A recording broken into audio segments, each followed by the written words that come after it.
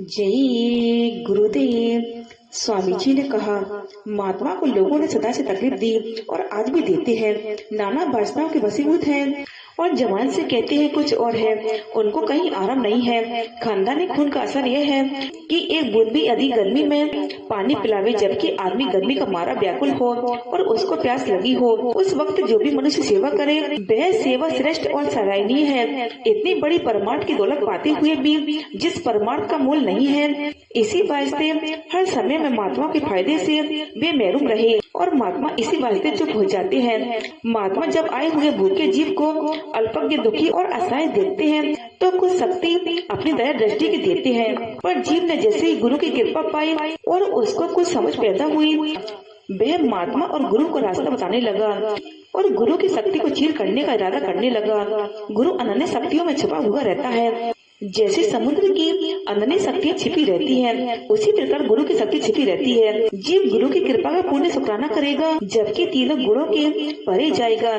क्षुद्र भाव में सभी उबाल खा जाते हैं। कच्ची लगन संसारिक अथवा परमार्थिक सदा उत्तेजना के साथ बढ़ती है, पर इसी प्रकार साधक की जो भावना गुरु सेवा की होती है वह कच्ची और अस्थायी होती है।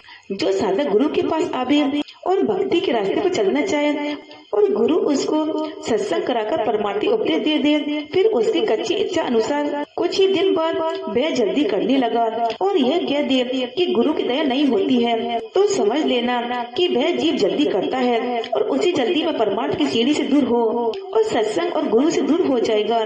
यह वचन सदा सत्य रहेगा। जो रास्ता अनामी धाम पहुँचने का है वह तो गुरु कृपा से ही पाएगा। जब तक गुरु कृपा नहीं होगी तब तक उस सेवा की अंदर की आंख नहीं खुलेगी।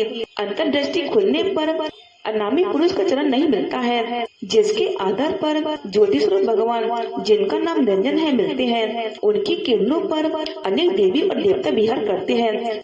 ऋषि और मुनि जन झूम रहे हैं, बहुत पृथ्वी चक्कर लगा रही है और हर जगह से ज्योति स्वरूप भगवान की जय जयकार हो रही है। इन्हीं ज्योति स्वरूप भगवान का यह भूमंडल है। यहाँ पर अखंड राज्य होता है, यानी इच्छा अनुसार हुकूमत है। अपने राज्य में ज्योति स्वरूप निरंजन भगवान नहीं चाहते हैं कि हमारे अखंड शासन में कोई हस्तक्षेप हो। इसी कारण जीव ज्यादा ताकत में चैन नहीं पाते हैं और कर्म अनुसार कल भगवान अपनी शक्तियों से कर्मे का ऋण मुजरा कराते हैं। कहीं पर किसी जीव से दिलाना है और कहीं पर किसी जीव से लेना है। इन्हीं कर्म के चक्रों में जीव अनेक शरीर धारण करता है और अनेक कर्मों का बदला निरंजन भगवान की पैदा की हुई अनेकों शक्तियाँ देती हैं, जिनको जीव सत्ता को चलाना है। जीव नहीं समझ पाता है कि मुझे कहाँ पर पहुंचकर कर्म कर्जा देना और लेना है। इसी भाव अनुसार जो उनके अंदर पर्दे पड़े हैं, इन्हीं पर्दों से परे होकर शुद्ध आत्मा ही निरीक्षण करती है। यदि काला पर्दा अशुभ कर्म का आ गया तो उस वक्त उस मनुष्य की बुद्धि वैसा विचार गंदे पैदा करेगी और वह मनुष्य अपनी सत्य प्रीत प्रति स्रोत आनंद पाने की जो थी उससे गिर जाएगा। इसी प्रकार यदि सुख का सफेद पर्दा उसके अंतर स्रोत के सम्मुख आ गया तो उस मनुष्य की बुद्धि शुद्ध विचार में काम करेगी, पर शुद्ध बुद्धि का विचार स्थायी न होगा, क्योंकि जब तक सूरज प्रकाश अंतर में प्रकट न हुआ तो चंद्र दिन में क्या होगा। वह किसी की प्रीति भी न रहे, चाहे गुरु हो, चाहे मित्र हो, चाहे माता पिता हो। जब पर्दा शुद्ध विचार काटेगा और अशुभ कर्मों का काला पर्दा आएगा, उसी वक्त अपने मित्र अथवा गुरु अथवा कुटुंब के साथ महाकाल रूप विचार विरोध के पैदा कर लेगा और उनसे दूर हो जाएगा। जिन लोगों का विचार गुरु पाकर गंदा हो जाता है, इसका एक खास कारण यह है कि जीव के अंतर में कोई खास वासना छुपी हुई है जिसको पूरा करना चाहता है।